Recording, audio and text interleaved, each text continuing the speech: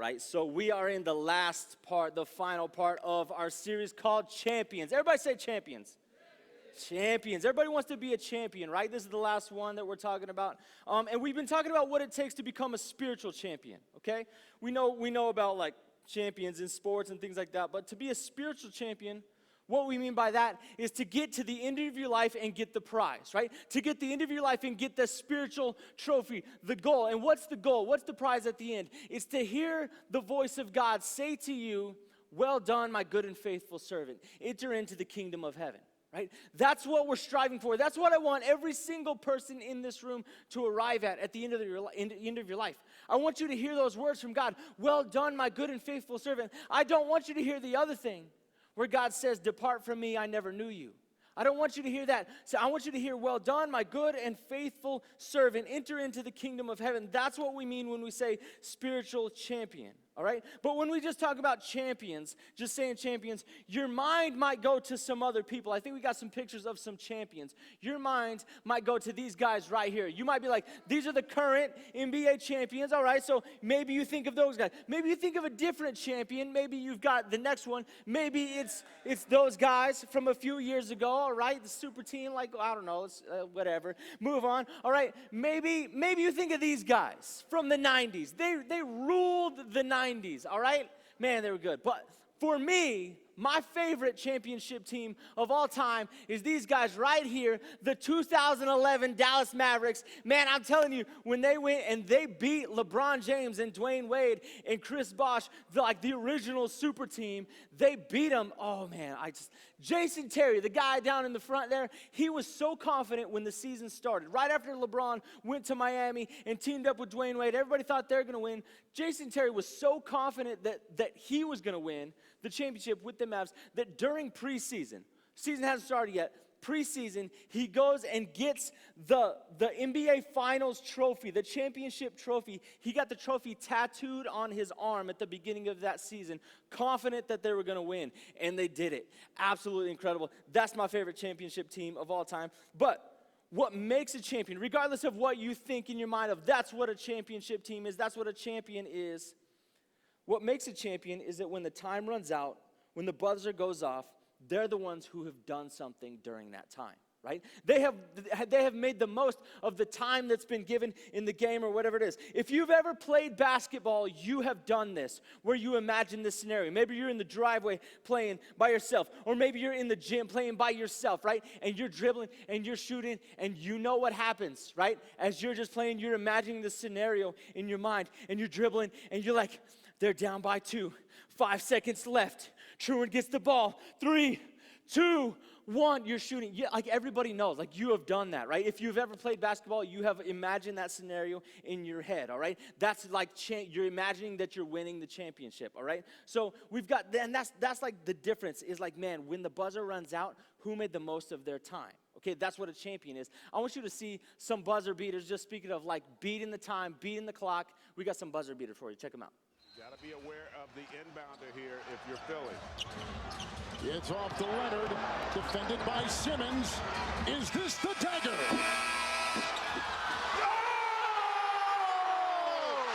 Red floor. Lillard with 47 tonight. Working it down to 2-1. A deep three. Oh! Thunder's out of timeouts. Adams gives it back to Russ. Deep shot. Get it!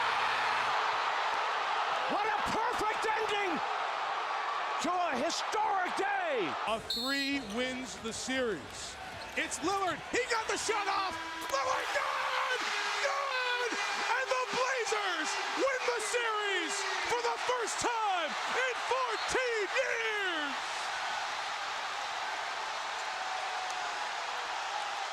Waiters back to Dwayne. Shoots. No, he couldn't get it off. Now fires it up. Bank it in! It counts! It counts! The Heat win the game! Hornets got a pair. Lamb lost it. Has to fire. Oh! What? Jeremy Lamb wins it! Unbelievable! What just happened? Toronto! 5 seconds, no timeouts. Tyreek at the hole. Oh my goodness! 3 seconds to go. Throws up the floater. Off glass. Good night, Cleveland. That is for you. Another moment indelibly etched in time for the Cleveland Cavaliers and LeBron James. See, these guys, they were all aware of the time that they had, right? That's the point. Why did I show you buzzer beaters? Because they were aware of the time. They knew how much time was left on the clock. They were aware of how much time they had to accomplish something great. And they made the most of that time. They maximized the time that they had, even when it was a few seconds left. And that's what made them champions. Pay attention to the time that you have been given. That's what we're talking about tonight. If you're going to become a spiritual champion at the end of your life, you have to pay attention to the time that you have been given in your life. You have to pay attention to the time that you've been given by God here on earth. So we're going to look at Romans chapter 13. Paul talks about it. Romans chapter 13, Paul says, and I'm reading out of the Message translation. He says, but make sure that you don't get so absorbed and exhausted. Is that you? Are you absorbed and exhausted in life? Is that already describing you? Absorbed and exhausted in what though? Taking care of all your day-by-day obligations, that you lose track of the time, there it is, the time, and doze off, oblivious to God. The night is about over, dawn is about to break. Be up and awake to what God is doing. And what is God doing? God is putting the finishing touches on the salvation work he began when we first believed. And then verse 13 of this passage says, we can't afford to waste a minute. Do not waste a minute of your life, guys. We must not squander these precious daylight hours in frivolity and indulgence, in sleeping around and dissipation, in bickering and grabbing everything in sight. Get out of bed and get dressed. Don't loiter and linger. Loiter and linger. Does that describe you? Does that describe your life? Just laying around? I don't know, just kind of hanging out. What are you doing? Not much. What are you doing? Just chilling? Not much. What are you doing with your life? Not really anything, right? Is that you? I'll serve God when I'm older. I'll make a difference next year. I'll make a difference like some other time. I'm gonna serve God. I'm gonna pay attention to what God is doing, but maybe tomorrow. Right now, I'm gonna do me. Right now, I'm gonna do my thing. I'm just kind of chilling right now. I'm just gonna waste some time right now today. But tomorrow I'm going to do something with the time that I've been given. Maybe later I'm going to do something important. But right now, I'm just going to kind of let life happen. I'm just kind of going to chill. Going to not do much. And when you do that, when you just kind of let life happen to you and you're not intentional to make something out of your life with the time that you have been given with your life, to make the most of your opportunities, what we're calling that is the life you get stuck with. That's what we're talking about tonight. If we're going to give the message a title, this whole thing a title, it would be that, the life you get stuck with. Because too many times, that's the life that most people that I know live. Honestly, most people that I know live this life. The life that they got stuck with. Not a life that they intended to have. It's a life they got stuck with. When they were in elementary school, when they were even in middle school or high school, the people that I know didn't say, oh, you know what, the life that I want to end up with is the way that they're currently living, the life that they're currently living right now. No, they just kind of got stuck with it, the life they got stuck with. I think the reason that most of us just end up with a life that we get stuck with is we don't make the most out of our time. We don't make the most out of our opportunities. We don't create moments in our life. We ran out of time. You think, well, I'll do this later. I'm going to do it tomorrow. I'm going to make something of myself later. I'm going to accomplish this later. I'm going to enter into God's presence later. A different day I will spend time with God, but not today. And you think you've got more time, but eventually you run out of time and you end up with a life you get stuck with. Or maybe you run out of time completely in your life and your life's over, and what did you actually make of it?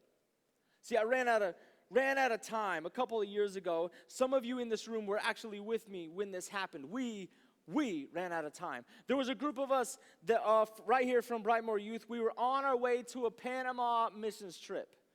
Guys, we were trying to make it to Panama. And we had a layover in Atlanta. I don't know if you guys that were there remember. Oh my goodness, this was ridiculous. All right? Yes. All right. So we're going to Panama. It's going to be great. We leave Detroit. We got a layover in Atlanta. We got like a 2-hour layover in Atlanta. It's going to be fine. We got enough time to get some food. And then we hear this announcement come over, the loudspeaker. The kid's like, this is your captain speaking. And I don't know why they always do that. Like, but he's like, and there's a storm happening in Atlanta. We're not going to be able to land. We're just going to circle for a while here, and hopefully we'll be able to land soon, but we'll let you know when that happens. We're like, that's fine. That's fine. We're going to be a little bit delayed, but it's a 2-hour layover. Surely we're not going to circle in the air for 2 hours and run out of time. There's no way that that's going to happen. We're not going to miss our connection. 2 hours. We're good. We're good. We circle. We're just flying. I mean, we're just, what's even happening, you know? We're flying around so long that our plane runs out of fuel. Here comes the captain again. He's like, we're about to run out of fuel. We're going to reroute to Montgomery, Alabama. What in the world? We're going to Waring what? We're going to Alabama, right? He's like, we're gonna land in Alabama. We're gonna refuel. And then we're going to take off from there, and then we'll come back over to Atlanta. Hopefully, everything will be all clear by then.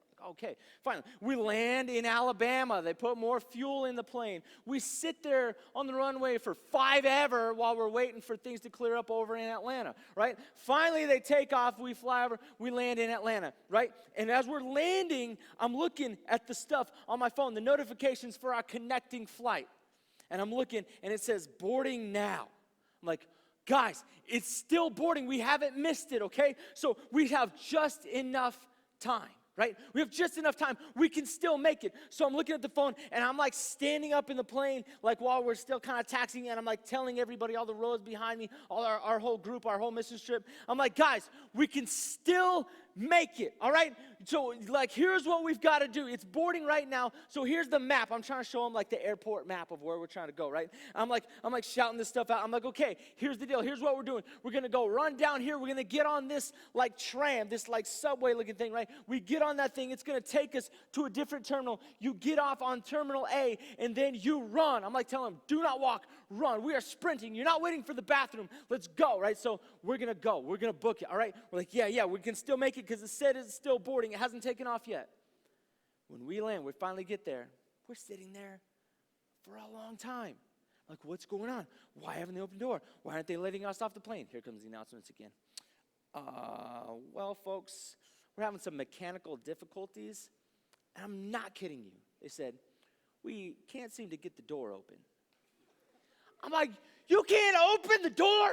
Like, are you kidding me? Like, that is ridiculous. That's the stupidest thing. How can you not open the door? Like, there's nothing you can do. You can't get the door open. It's not connecting to the jet bridge, right? When the jet bridge doesn't connect, we can't get the door open. So we're going to have to go to a different jet bridge, and when that bridge connects to it, then we'll be able to open the door, and it'll be fine. Like, no, it still says now boarding. I don't know how it's been boarding for an hour, but it still is. So let's go. All right. So they drive us over to a different one. They open the thing, and we are running. I mean, we get onto the tram. We get to the other terminal. We are running. We're like, we got just enough time. Let's go. We get there, and right when we get there, there's that big, gigantic gray door. You guys have seen that, right? That big gray door, and that sucker is closed. We ran out of time, right? We ran out of time. We don't have enough time. And everybody knows once that door closes, they say it's like an act of Congress to open it, like for some reason. I don't know what it is. So, like, no, you can't open. So we go there. We're like, no, we missed it. Our entire team. We're not going to get to Panama on time. We're going to have to stay the night in Atlanta somehow. We're going to have to figure that out. We can't leave to Atlanta or to Panama till the next night. And we're begging this lady at the gate. We're like, we were supposed to be on that plane. Is there any way you can open the door? I know you're not supposed to, but can you open the door? We just ran out of time, and we're trying to explain what happened. And she goes, you were supposed to be on that flight? We're like, yeah. She picks up this phone, and she's talking to, I don't know, the people on the plane or what's going on. She's just talking for a little bit, like a while she's talking. And then she just hangs up, and she walks over, she says, passports, and she opens the door. I'm like, she didn't even like, oh, good news, we can get you in. She just starts saying passports. People start handing her passports and getting on the plane. I'm like, guys, let's go. Like, get over here. Like, Drake, come, you can't go to the bathroom now. Let's go, you know. So we're like running, and we finally like, boom, we get on the plane, like just in the nick of, what am I saying? Time. Just in the nick of time, right? We thought we ran out of time, but we barely had a little bit more, right?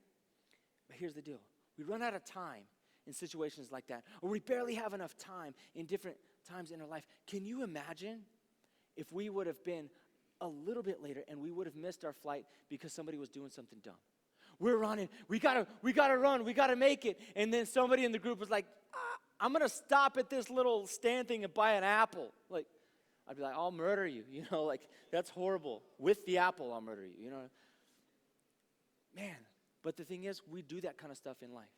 God has given us just the right amount of time in our life. God has given us a few precious years in life. In the grand scheme of eternity, we have a few precious years. We don't have that much time in our life. But the time we have been given, so many of us just waste it on nothing. The time that you have here in junior high and high school, your teenage years, you only have a little bit of that. And so many of you just waste it on just nothing, instead of letting this be the time that's forming you into who God has called you and created you to be. Don't waste the time that you have. Again, let's look at this scripture again. Paul said, make sure that you don't get so absorbed and exhausted that so many of you taking care of all your day-by-day obligations that you lose track of time and doze off, oblivious to God. The night is about over. Dawn is about to break. Be up and awake to what God is doing. God's putting the finishing touches on the salvation work He began when we first believed. We can't afford to waste a minute. Must not squander these precious daylight hours in frivolity, indulgence, sleeping around, dissipation, bickering, grabbing everything in sight. Get out of bed and get dressed. Don't loiter and linger. So real quick, 3 things that I see in this scripture, and it's all about time. Number 1, time is not on your side. Time is not on your side. See, twice in this scripture, Paul brought up this concept of time. He said he doesn't want us to lose track of the time. He wants us to be aware of the time. Then he said, the night's over. The dawn is about to break. He wants us to understand the timing of things. And as he's talking about this, there's 2 Greek words for the one word that we use that's just time. It's all translated time, but there's 2 different Greek words that we translate time. The first one is chronos. Chronos is just generic time, okay? But there's another one that's kairos. Kairos is strategic time or specific time. So chronos is like when you say, hey, what time is it? It's 12:15. That's chronos. It's the time of day. It's like, oh, it's midday. It's the middle of the night. It's about 3 o'clock, like it's just, that's what time it is. So that's chronos. That's just generic time, generic, okay? But if you speak of kairos is a different type of time. It's opportunities or it's moments. It's the things where you're like, this is about to open, this is about to close. The dawn is about to break. The season is about to come to an end. This new season is something that we're about to step into. It's an opportunity that you have. It's a moment that you have. The moments that are slipping away, the time that you have on earth is slipping away, that sort of thing. That's when we're saying kairos, not chronos. Kairos. And kairos is what Paul is talking about. And I want you to understand from now until the end of this, when we're talking about time, I'm talking about kairos. The time that you have is precious. It's the kairos. It's the opportunities that you have. The moments that you have here on earth. I want to beg you, do not waste the kairos that you have on earth. See, Paul here in Romans, he's saying like the night's about to be over, the dawn is about to break. He's talking about the end of your life. Your opportunity to do something that matters with your life is coming to an end quicker than you realize.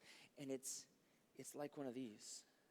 It's like, I wanted a really huge one, but I couldn't find one. But hopefully you can see this. It's like, so time is like a big clock. So Chronos. Chronos is like, think of that like a big clock. But Kairos, think of it more like this, is that your life starts and you've only got so much, right? And it's going. And if you sit here and do nothing while this is going, you've wasted your kairos that you have. You only have a certain amount of kairos that God has given you. And I want to challenge you to do everything you can with every bit of kairos that God has given you, because it'll be over before you know it. Maybe we're talking about kairos, not your life as a whole, but your high school life, your high school career. You've got a little bit of kairos. You got 4 years of kairos in high school. Make the most of every opportunity that you have. Every moment. Create some moments that you can make a difference. Create some moments that you can hear the voice of God, that He can shape you into the man or woman that He has called you to be. So remember, it's not on your side because it's always moving. It's always changing. It's always slipping.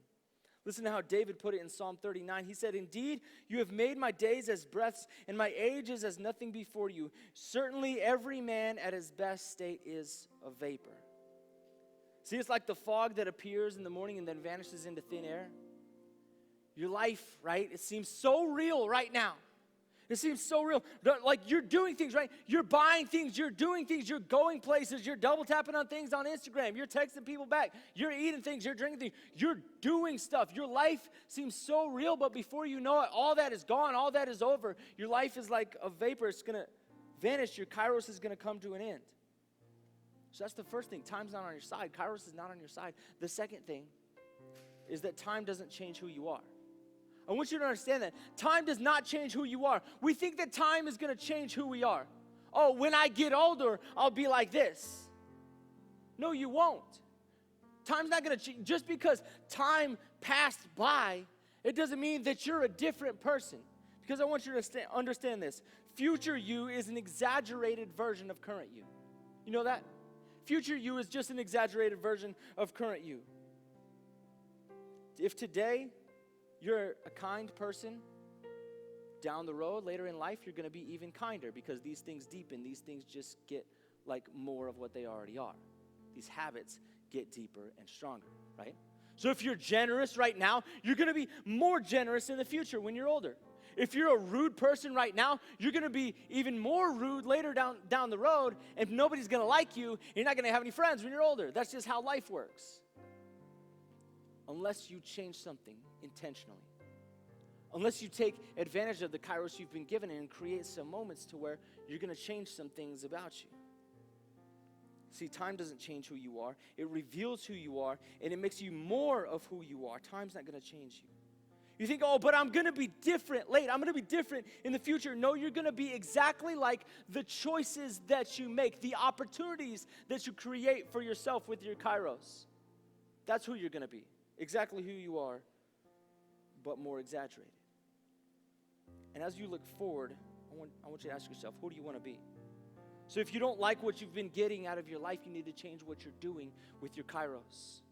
You need to change what you're doing with your time that you've been given. You need to make some different decisions, make some different choices. Watch out what ways you're letting in before they continue to set in. The ways you let in will become the ways that you're set in. The habits that you're creating now, that's who you're going to be in the future. Time doesn't change who you are.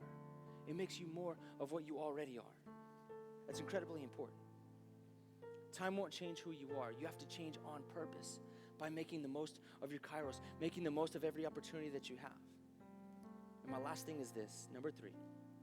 Make the most out of your time every single day. Do it every day. Every single day. You don't get like incredibly better in one day. You don't go from where you are to where you want to be in just one day. That's not how life works. That's not how it happens. But see, the problem is for so many of us, we just want immediate results. Like I tried that. I read the Bible, and I wasn't a man of God overnight. I wasn't changed overnight. Like, it's frustrating. Is there a pill I can take? Is there some hot water I can pour on it, right? Is there something I can buy on Amazon? Can I do anything to just change my life quickly? No, you have this kairos that you have been given. Make the most of it. Create opportunity after opportunity after opportunity. Grow daily. You've heard me say it so many times, and I will never stop saying it because I want you to understand it. If you're not growing daily, you're dying gradually.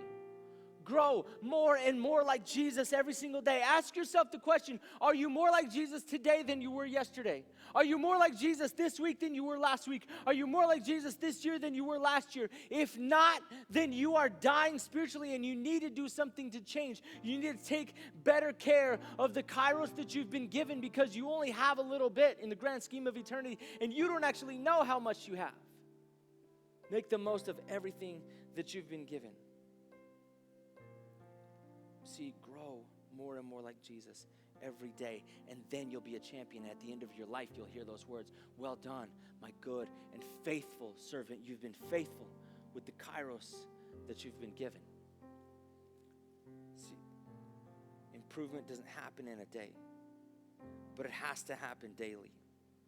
Okay? Improvement doesn't happen in a day. It doesn't happen in one day, but it absolutely has to happen every single day. So let me tell you a story of a little boy named Andrew. Andrew was 6 years old, And his mom was really the only person in his family, the only person he loved in his life. Because it was really just Andrew and his mom. Because Andrew's dad left when he was really little. He didn't even remember his dad. And he had no brothers and no sisters. It was just Andrew and his mom. And one day, Andrew's mom, she got some bad news from the doctor. The type of news that nobody ever wants to get. She got this news that she had terminal cancer and that unless a miracle happened, she was going to die soon. The cancer was very aggressive. And mom didn't know how to tell her son. She didn't know how to tell Andrew. Like, how do you tell him that the only thing he's got in his life, the only family member in his life that he loves and he knows is going to be gone? He's 6 years old. How do you explain it to him? So the mom, she called the pastor, the family's pastor of the church, and said, Pastor, will you come over and will you help me? Will you talk to my son? He knows you and he trusts you. And will you help me break the news to him? So the pastor came in. He was visiting with the mom and Andrew, and he pulled Andrew aside. He had what he called a man-to-man talk with Andrew. He said, Andrew, this is difficult for me to tell you, but your mom wants me to tell you this, that she's very sick. You've been noticing that she's been getting sicker and sicker. And the doctors say that she's not going to live very much longer. But she wants you to know that it's okay. It's going to be all right. You're going to go live with your grandma, and she's going to take you in. She's going to raise you. It's going to be all right. She wants you to know that she's going to see you in heaven one day. It's difficult for this pastor to tell this son, or this little boy, Andrew. And Andrew kind of seemed shocked. He wasn't crying at first. He wasn't saying anything. He was just kind of staring, trying to process it all. And little Andrew, he asked a question. He said, how much longer do I have with mom? And the pastor's trying to think, like, how do I explain? The doctor said she has a few months, and does a 6-year-old really grasp like how long that really is? He wasn't sure. And so he explained it to him in a way that he thought the boy would understand. He said, well, Andrew, see that big maple tree you've got in your backyard? When all the trees turn orange, or all the leaves turn orange on that tree, and all the leaves fall to the ground, by the time there are no leaves left on that tree, at that point your mom's probably going to be in heaven. So the boy, he understood, tears running down his face. He got it. He understood what he was saying, and he left. But a few months passed, and it was really, the mom, she was in her very last days. And the family pastor, he came back to check on the mom, check on Andrew. And he came and he asked her, how are you doing? How are you feeling? She's like, well, I'm not feeling too great, but I'm worried about my son. I'm worried about Andrew. He said, why are you worried? Why are you concerned for Andrew? She said, well, it's the strangest thing. It seems like he doesn't spend time with me anymore. He's not in here by my bedside like he used to be, talking with me, playing games next to me. He doesn't seem to be in here anymore, and I'm losing the time that I have with him. I wish I had more time with him. The time that we do have, he's not here. He's outside. And the pastor said, well, what's he doing? Why is he outside? And she said, that's the craziest thing. That's the strangest part, is he spends all his time in the backyard. He climbs up in that maple tree, and he takes little bits of string, and he's trying to tie all the leaves back onto the tree. Whenever leaves fall to the ground, he picks them up, he climbs in the tree, and he ties the leaves back on the tree. The pastor, tears rolling down his face, now he understood what was happening. He knew what the little boy was doing. He didn't understand what the pastor was saying, but the boy thought, he said, if my pastor said when all the leaves are gone, my mom's going to be in heaven, if I can keep all the leaves from falling, if I can put them back, then I can keep my mom from being done on this earth. I can keep my mom from dying, and she won't go to heaven now, and we'll have more time together. And obviously, that's sad. But obviously, you look at that, you're like, that's not how it works.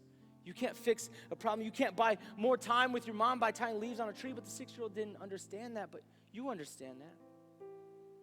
But we kind of do the same thing, don't we? With our life. We seem to be just desperate for more life and more time and more things in our life. So we're running around doing different things that really it's like tying leaves back on a tree. It's sad. It's pathetic. What are you doing? You're not doing anything that matters. You're not doing something. Instead of doing all of these things that are just keeping you busy, worrying about who's saying this and who's thinking that, and worried about somebody else's impression, and maybe just wasting your time on things that don't matter in the grand scheme of all of eternity. They just don't matter. Instead, make the most of your kairos that you have. Make the most of the opportunities that God has given you. You don't know how much time you have left. So make the absolute most of it. Man, spend your days doing something that matters. I want you to think about your day. On a typical day, how much time do you spend doing anything or thinking about anything that impacts eternity? How much time do you spend doing something or talking about things or thinking about things that won't matter 5 years from now? It won't matter 10 years from now. It won't matter 1 week from now. So much. We spend so much time just trying to grasp at stuff that's just not even real. It's not even there. It's like tying leaves on a tree.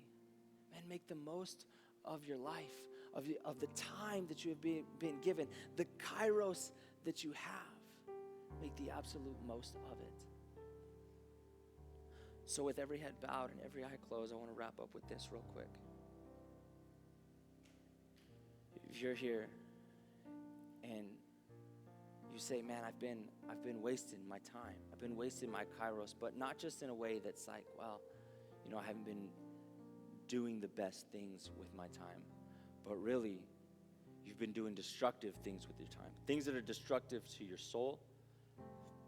Things that would make you say, man, this is causing me to be separated from God. This might cause me to be separated from God for all of eternity. Maybe when I get to the end of my life, I might hear those words, depart from me, I never knew you, because I'm not serving God with my time. I'm not serving God with my kairos. I'm not living for Him, but I want to start. If you are not living for God, but you want to start right here and right now, I want you to raise your hand. If you're not living for God, but you want to start, thank you. Thank you. Thank you. Thank you. Anybody else? Awesome. Love it. You can put your hands down. Still with your heads bowed and eyes closed. Here's the second thing that I want to ask. If you say, man, you know what? Actually, I'm going to change. I want you to pick your heads up and look at me, because I want some accountability on this one for people around you. I want you to be bold on this one. If you're here and you say, I need to do better on this. I need to do better about my kairos, the time that I've been given. I need to create more opportunities.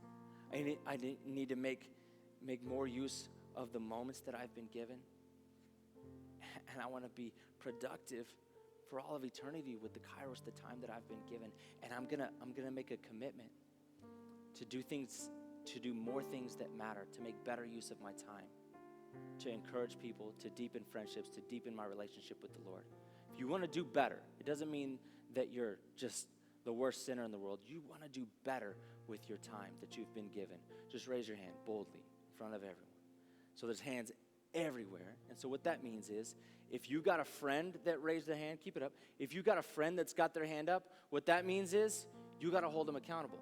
You got to hold each other accountable. You raised your hand, you and a friend both raised your hand, so what that means is you're going to go, okay, so we're both trying to do the same thing, so let's not distract each other from God's purpose for our life, but instead what we're going to do is we're going to together do this, all right? So you can put your hands down. And I want you to think about, maybe you might need to have a conversation with somebody after this is over, that you had your hand up and they had their hand up, and you say, hey, let's hold each other accountable. Let's talk about, hey, did you pray today? Did you read your Bible today? Maybe you need to go through a Bible reading plan together. Maybe you need to hold each other accountable when it comes to friendships, to relationships, to whatever it is. Hold each other accountable and make the most of your time, all right? Let me pray over you. God, I thank you so much, first of all, for the ones that raised their hand to that first thing. that they are dedicating their lives to you tonight. And God, I pray that that's exactly what they do. It's not a magical prayer that they pray. It's not just words that you say, but it's a life that you live. And I pray that when they leave this place, they would live that life that is dedicated to you. And it starts right now and it continues on for the rest of their life, that they would be dedicated to you. They would live their life for you and not for themselves and not for anyone or anything else, but striving towards the prize. To hear you say those words, well done, my good and faithful servant. Let them live their lives for you, fully and completely dedicated to you. And God, I also pray for everyone across this room that raised their hand and said, I need to do better. We all need to do better. That's me included, God. So Lord, I pray that you would give us the strength, the encouragement, the reminders that we need from you to make the most of the time that we have been given, to change lives, to do things with our time that impact eternity, to do things with our time that are not selfish, to do things with our time that are not sinful. God, we will live for you every moment of every day, making the most of what we have. In Jesus' name, amen.